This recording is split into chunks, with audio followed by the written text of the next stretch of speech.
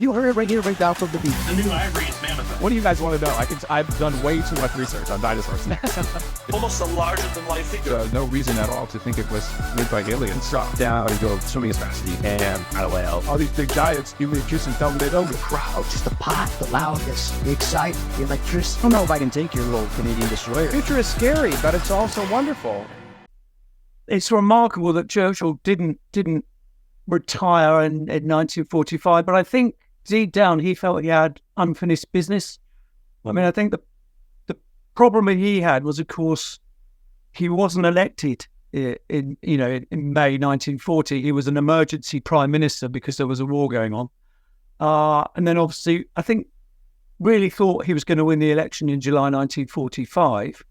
So it was a bit of a shock to be rejected by the nation. Now, of course, we don't have presidential style elections, so actually it was a party political election, and the Labour Party had much better policies than the Tories, and also, of course, lots of soldiers coming back from war wanted a new start. They didn't really want the Tories in power. But I think, it hurt Churchill very deeply. He'd been enormously popular during the Second World War, so to then lose a general election, I think he felt that, he wanted to prove himself, that actually he could become prime minister by winning a popular vote, which of course is what he did. But he did it at a time when Britain had numerous problems. I mean, for us, rationing, we still had rationing post-war. Our economy was such that certain foodstuffs are still rationed. Obviously, the country was in debt. It still had all these major military commitments. It had a lot of unresolved issues. So things like, particularly Egypt, was to prove a major issue for the British government, because obviously the Egyptians wanted Britain to leave the Suez Canal. Mm-hmm. But of course, again, the problem that Churchill and Attlee and British generals had was, in their minds, they were thinking, as the Cold War gathered pace, if we have to fight a global war against the Soviet Union, access between the Mediterranean Sea and the Red Sea is vital, in which case we should maintain our military bases in the Suez Canal zone. So that was part of the reason why, particularly once Churchill was in power, that Britain dragged its feet over handing over the Suez Canal. Other things, of course, is the Suez Canal was actually run by a private company, because that's what sparked the war in 1956, was that the Egyptians nationalised the canal. Now, you can understand why they did that, because they wanted the revenues, obviously, for the Egyptian economy. But going back to when he got back into power, Britain had a lot of financial problems. It had this global overstretch because of the British Empire, and it had a lot of military problems. Palestine, of course, was a key one. Pretty much immediately after the Second World War, that became a major issue because obviously a lot of Jews were fleeing the Holocaust, fleeing Europe, wanted a new start. So there was a whole issue of what Britain, we're seeing the fallout from that, even today as we speak, with the Gaza-Israel problem. But in 1948, when Britain finally abandoned the Palestine mandate, it did it because the security situation was such that it couldn't cope. Britain was getting to a point where, it was either going to have to side with Palestinians or side with the Israelis or leave, which of course is what we ended up doing. But it meant huge commitments of troops. So the Palestine mandate, tens of thousands of British troops. Suez Canal, tens of thousands of British troops. India, tens of thousands of British troops. Malaya, tens of thousands of British troops. Eventually in Kenya, tens of thousands of British troops. So you can see this. In effect, actually, what Churchill ended up doing during his second premiership was, it was almost like he was juggling a Second World War again. Because on top of trying to exit ourselves from empire in an orderly manner, there was that burning issue, of course, of the Cold War, not only the gathering armed standoff in Europe, but of course the emergence of what became called the bamboo curtain in the Far East and in Asia, because of the triumph of the communists in China. Obviously, you then had the Korean War. So that you could rapidly see post-war that spread of communism, which of course Churchill had no time for. The irony is actually he always felt that he could do business for Stalin afterwards. One of the things that he never achieved during his second premiership was he desperately wanted another Big Three summit. You know, that the American president, the Soviet premier, and the British prime minister would come together and a few glasses of whiskey and a cigar and a good meal. They could somehow resolve, you know, all these complex political issues in Europe. And to his dying day, that's what he hoped to achieve. In fact, he wanted that to be the legacy of his second premiership. But obviously America, particularly under Eisenhower, was so hostile to the Soviet Union because of what was going on, that Eisenhower wouldn't countenance a meeting with what turned out to be musical chairs with the Soviet leadership, of course, because they kept, after Stalin died, they kept changing. On that note, it's interesting because we know that Churchill was starch anti-communist, but he was really going, you know, getting along well with Stalin. Do you think it was just Stalin and his skill in dealing with Churchill, or do you think Churchill just saw the need to this is what we have to do to win this war, and that's just it? Well, I think foremost Churchill believed in diplomacy. So he was a great believer in, you know, face-to-face contact. You know, as we know, he did innumerable flights during the Second World War, various summits, conferences. He was on the move all the time. So he was a great believer in doing things face-to-face, rightly or wrongly. I mean, it put him at risk. It wasn't good for his health. On at least one occasion, he was knocked down. You know, but he believed in seeing people in person, and I think. I mean, I always got the impression that Stalin was not a terribly nice person. I mean, he was a family man, married, had children. But somehow he won Churchill over. I mean, it's the same with Roosevelt, actually. They both quite liked Stalin. Now, obviously, with the benefit of hindsight, we're horrified at that. We go, well, no, you know, he killed more than the Nazis did. But when he wanted to be, Stalin was quite personable. And also, you have to say, Stalin must have been quite personable on occasions, or he wouldn't have stayed where he was for so long. You know, at some point or other, he would have been removed. So, yes, I think Churchill felt that he and Stalin were, I don't think we can say friends, but certainly they had this very, very close working relationship. And the problem Churchill had was, on the whole, Stalin couldn't be relied upon. You know, he'd say what you wanted to hear and then do what he wanted to do. And that was how he operated.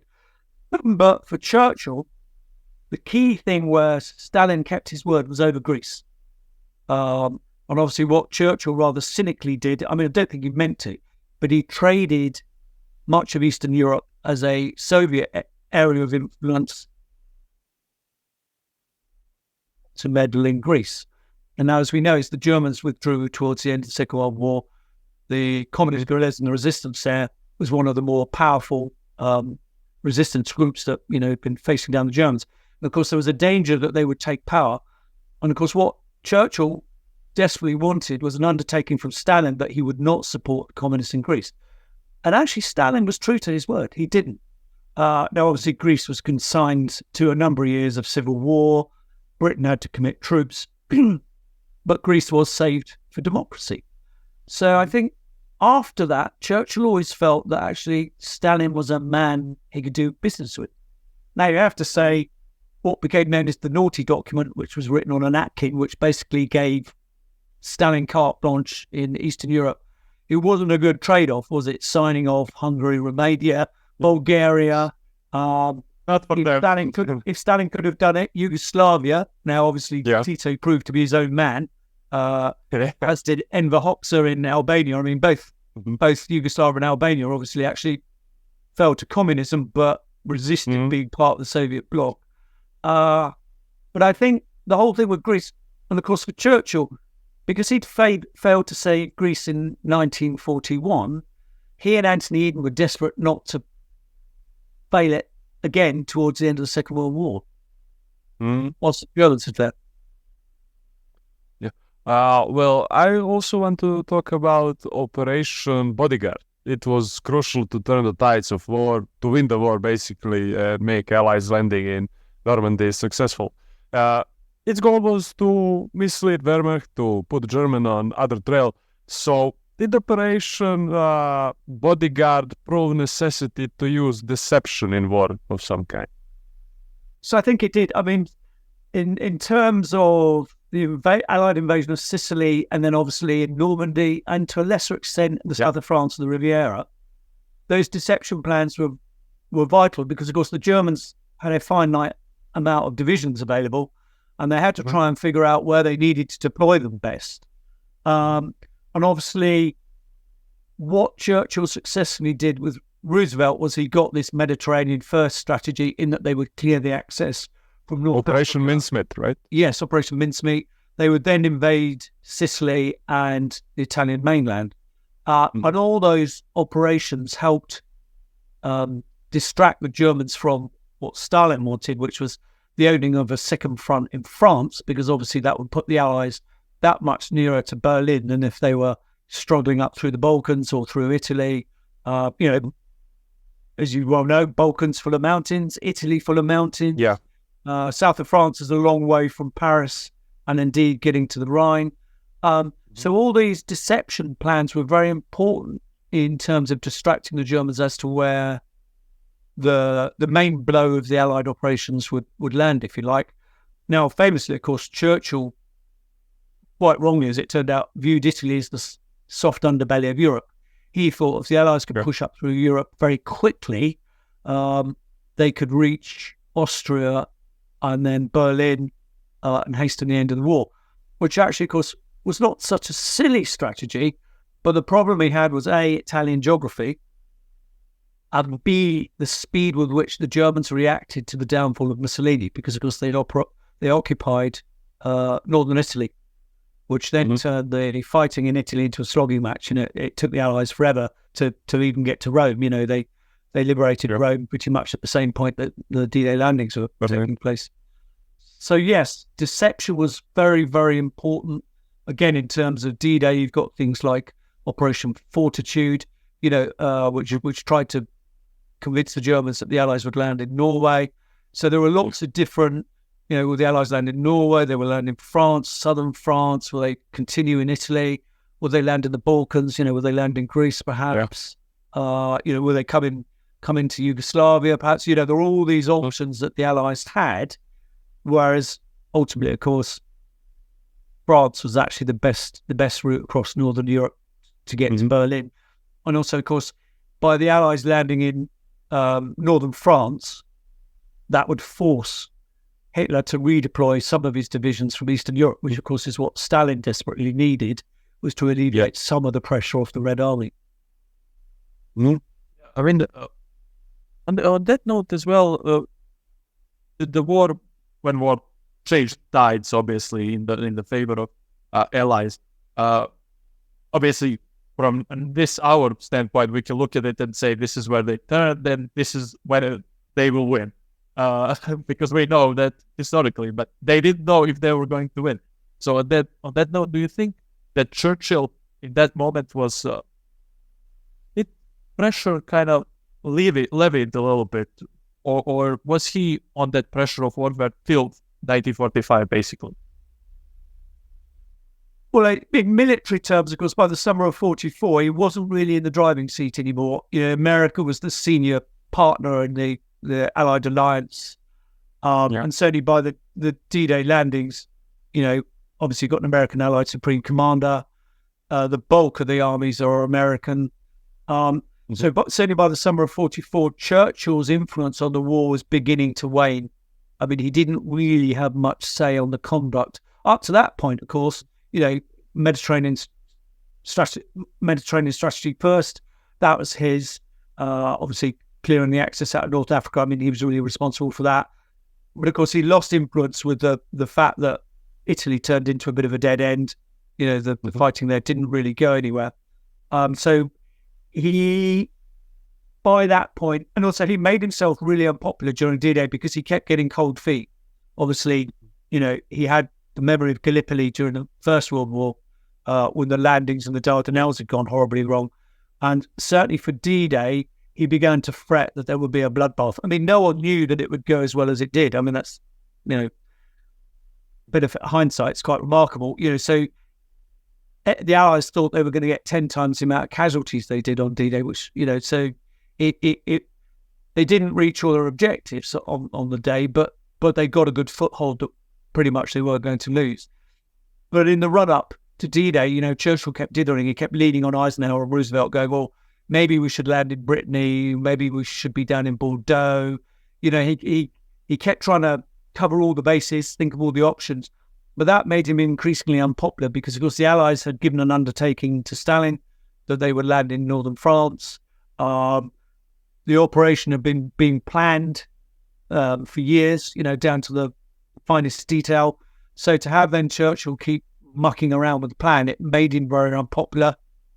Mm-hmm. He also, quite remarkably, with the landings in the south of France, he didn't want them to take place because obviously they'd diverted divisions from Italy to take part in D-Day, and then for the Riviera landings they did exactly the same. So they kept weakening the Allied effort in Italy, and Churchill did not want the Riviera landings to take place, so he actually threatened to resign.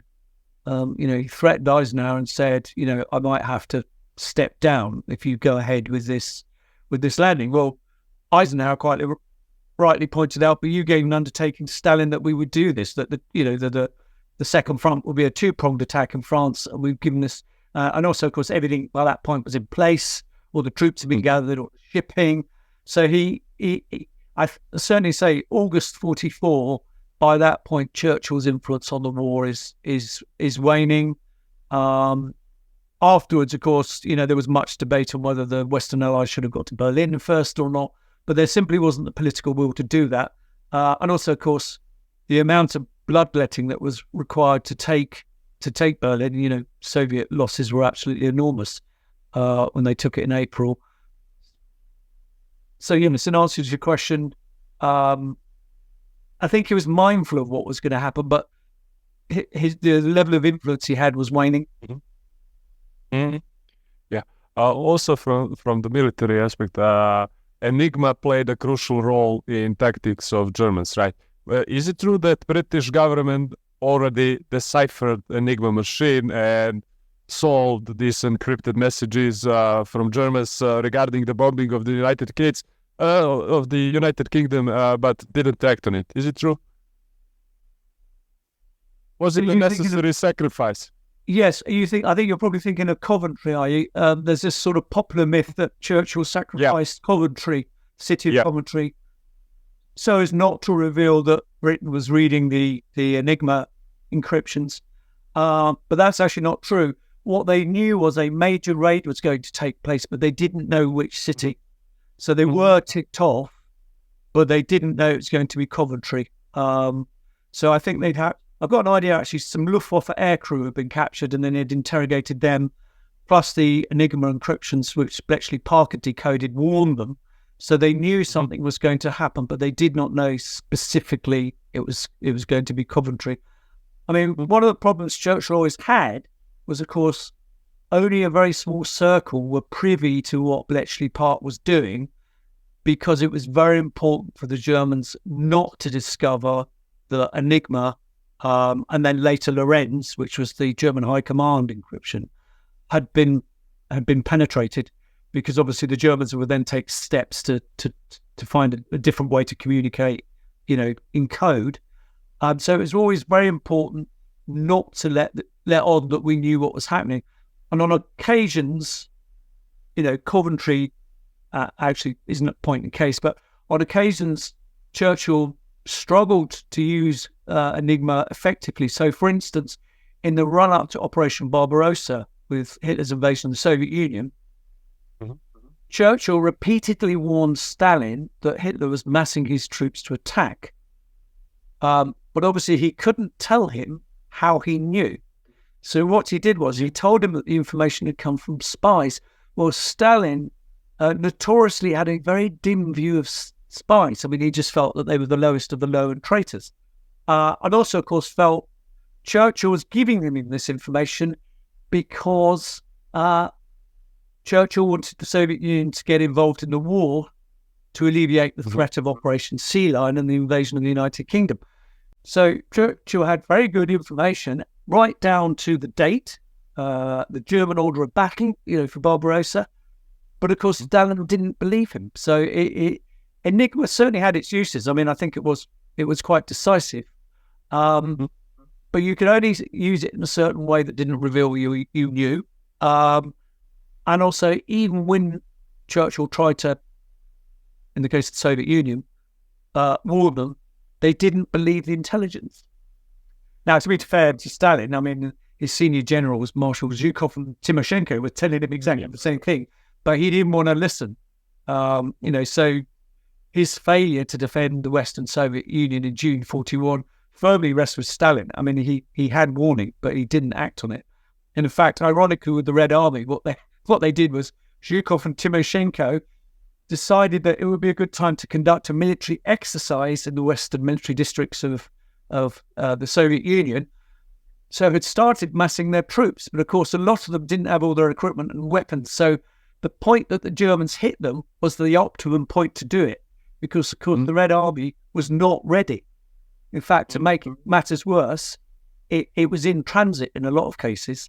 But, they desperately tried to beef up the Soviet Union's defences, but Stalin, for his own reasons, refused to listen. He was a stubborn man, they say. Yes, I think so. Well, again, like all dictators, he felt he knew best, I think. And also, of course, to be fair to Stalin, of course, the notorious Soviet Nazi pact, which had divided Poland, Stalin assumed that because Hitler had signed up to that he wouldn't attack him. Sorry. Eastern Poland had given the Soviet Union an additional security buffer, which was useful. So I think and also because Hitler told him that he was massing his troops in Prussia and in Western Poland to distract the British. Well, I think you and I might feel that was a bit spurious, but of course Stalin took him at his word and thought it was all part of the deception plan against Britain. But of course, no, they were actually massing to attack the Soviet Union. Right. These are the games we play. Well, and again, in its context, we always kind of think outbreak of the Second World War was very black and white, but it isn't. There was a lot of confusing stuff going on. I mean, it's prime example of how difficult it is to be a leader. When you've got all this conflicting information and evidence, it makes people like Churchill, Roosevelt, and Stalin all the more remarkable leaders, because they had to cut through all the chaff or the flack or the white noise to try and figure out what's going on. Because just because you've got intelligence that's right, you will have other intelligence that confuses better. So, to be a decisive leader, it's actually quite difficult. And also, of course, it's a prime example. It's not just down to your intelligence, it's whether or not you underestimate your enemy, which, going back to Italy, Churchill underestimated the speed with which the Germans would react, trying to prop up Greece in 1941. Again, the speed of the German reaction was quite remarkable. So it's very, very difficult, actually. With hindsight, you go, oh yeah, no, you got it right, didn't you? That was great. But it was at hindsight at the time, they are very difficult decisions to make. Yeah, obviously, when we are all generals after the battle. Yes, we're all armchair generals. Yeah. Well, I also want to hear your opinion about Balkans in World War II, about Montenegro, or Kingdom of Yugoslavia back then, because everybody knows stories about, battles with desert fox in Africa, nuking of Japan, Battle of Iwo Jima and similar stuff they did. But not a lot of people know that actually one of the first rebellions in Nazi-occupied Europe happened in Yugoslavia on 13th of July in 1941. So what's the perception of the role of, at the time, Kingdom of Yugoslavia, which had its internal conflicts already then, in the World War II? Yes, you're right. I mean, the popular campaigns, it's always the Eastern Front, North Africa, D-Day. The Balkans tends to get overlooked, but of course actually is very, very important because of the number of troops that Yugoslav resistant fighters tied down. Also, of course, post-war with the Cold War is important because Churchill favoured Tito and the communists rather than the royalist resistant factions, which ultimately, of course, caused a problem for the future. And I think people don't understand the sheer scale of the fighting in the Balkans. I mean, obviously a very mountainous part of the world. So a difficult place to fight over, very difficult, harsh, unforgiving terrain, not suited for the Germans, obviously, for armoured warfare. So they had to rely on mountain divisions. And also... They found out. Sorry? They found out themselves. Yes, they found out. Yes, they certainly found out the hard way. And also, as you all know as well as I do, of course, the guerrilla war in the Balkans actually became very, very divisive because you had competing factions within the Balkans, some of which, of course, had sided with Germany. So you got the puppet state in Croatia, which was a fascist state, very, very pro-German. They even provided, as I'm sure you probably know, provided a division to fight on the Eastern Front alongside the Germans. So you had a very, very divisive war in the Balkans, which not only became a war against the German occupation, obviously the Italians were there as well, occupying, certainly to the south, they were in Thrace and Macedonia. So you had this war against the Axis, but there was also, of course, a very rapidly developing civil war amongst the component parts of the Kingdom of Yugoslavia, all wanting different things, all fighting for different goals. As I say, Croatia had firmly nailed its flag to the Nazi cause. And of course, what the Germans were the Germans famously raised several security divisions in the Balkans as well, like the SS. But again, that's the other thing is, of course, is that people forget that the Second World War tapped into, as you've said, underlying historic tensions that were already there, and then fed off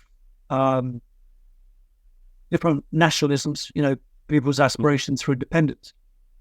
And they did that to a lesser extent in the Soviet Union. I mean, that was one of the failures of Hitler's strategy, was that he did not turn up in places like Ukraine and Belarus and say to them, whether he meant it or not, once we defeated the Red Army, you'll get independence.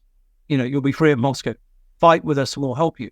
But they never really did that. And by the point that they did do it, the war was firmly against them anyway, so it was too late. So again, in the Soviet Union and in the Balkans, you actually ended up with what were essentially civil wars. Famously, in the Soviet Union, of course, resistance against Soviet rule tragically lasted into the 1950s.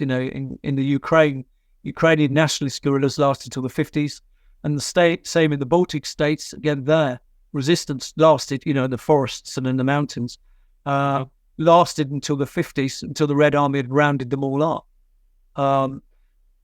So the Germans were quite good, I think, certainly in the Balkans, in playing off those historic tensions in order to win allies. But of course, what that meant was that the fighting took on a new level, if you like, of quite often, and obviously it fed atrocities. It resulted in numerous atrocities. And also, of course, with the Germans, they tended to have this policy of, if they weren't fighting a regular army, you were terrorists. And they had this sort of policy of going, you kill one of ours, we'll kill 10 of yours. It didn't mean it would be 10 of your fighters, it would be just 10 of your people. They would round up whole villages and execute them. So what it did was it brought a whole level of barbarity to the war. But as you pointed out earlier, of course, people don't realise the enormous scale of the fighting. I mean, by the end of the war, Tito had something like 300,000 men under arms, and they weren't resistant fighters or guerrillas. By that stage of the war, he pretty much had a conventional army with artillery and tanks. Obviously, it wasn't quite as well equipped as the Allies, but he had this enormous fighting force, which, of course, is when he turned up in northern Italy and decided that he wanted Trieste. There was then a bit of a problem as to whether or not Britain and America would then find themselves fighting with a former ally, because that probably actually is one of the very early stages of the Cold War, because the Allies then found themselves, facing off communist allies whose agenda was not the same as what the British and Americans wanted, or indeed, to be fair, the Italians. Yeah, and Tito is also one of those people that today he is looked at very unfairly here, because especially today we have this obsession with religious fascism here, and he, as a communist, some people look at them as these crushers of that, which they were. They didn't care for the religious beliefs, and that is not fair to say, but in some sense, if the communists don't do their thing in the Second World War here, maybe these states that we live in today here in Balkans don't exist at all. Right. Well, and I think you're right, because people tend to forget, of course, that the Yugoslavia actually was a creation as a result of, the collapse of the Ottoman Empire. It wasn't a unitary state. I mean, it was never intended to. So, rights or wrongs of Tito's regime, the one thing he did do was keep Yugoslavia together, and he kept a lid on those historic tensions. I think, you guys would know better than I would, but I think he engendered a sense of nationhood, of statehood between the component parts of Yugoslavia, and also what he'd, from my perspective, certainly with the Cold War, because what he did was he kept Yugoslavia neutral. That he decided that he did not want to be in the Warsaw Pact.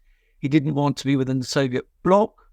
So actually, he did the West a bit of a favor by being non-aligned, because of course that would have really made life difficult. I mean, as it was, of course, Greece and Turkey, as members of NATO, were isolated by Eastern Europe, by Romania and Hungary. So that line of communication, particularly once Austria, of course, became neutral as well, that line of NATO then was not a cohesive whole because it was divided up. So, in a way, say with Enver Hoxha in Albania, I mean, they ran communist states, but they were very much their own people. I mean, in a way, Mao Zedong's the same, in that China became communist, but it never really was it was never a puppet of the Soviet Union. I mean, Mao did his own thing. His relationship with Stalin really was more about what he could get out of the Soviet Union than them being this enormous communist bloc. And also you have to go, well, love him or hate him, Tito was essentially the most effective of the resistant fighters in Yugoslavia. He made life a misery for the Germans. He pinned down numerous divisions. The Germans tried to kill him on numerous occasions, as I'm sure you know. They even launched a special forces operation with paratroops, and they tried to trap him in his mountain hideout. I mean, they almost got him. Yugoslavia's fate could have been completely different had they killed him. And also, I think the other thing is that Tito did, of course, is he saved Yugoslavia from going the way that Greece did, which was civil war. Once the Germans have gone, who's taking over? Well, whether you like it or not, Tito took over because, he had the largest standing armed force. He'd done the lion's share of the fighting. So the accolades for all the triumph of the war went to him. Whereas, of course, Greece actually went a completely different route because the Germans just withdrew. And in some instances, of course, left their weapons behind deliberately because they knew the Greeks would fight each other rather than them as they left. That's partly the reason, of course, why the Germans clung on in Yugoslavia for so long, is that they had to withdraw all those forces from Greece and the Aegean northwards back towards Germany. And the only route, of course, was through Yugoslavia. And the main problem that was obstructing that route, of course, was Tito and his men. We stay genuine, uncensored and unscripted, and we always will, as we have to order our usual. Share us and subscribe us, and stay tuned until the next Wednesday. IKUZO!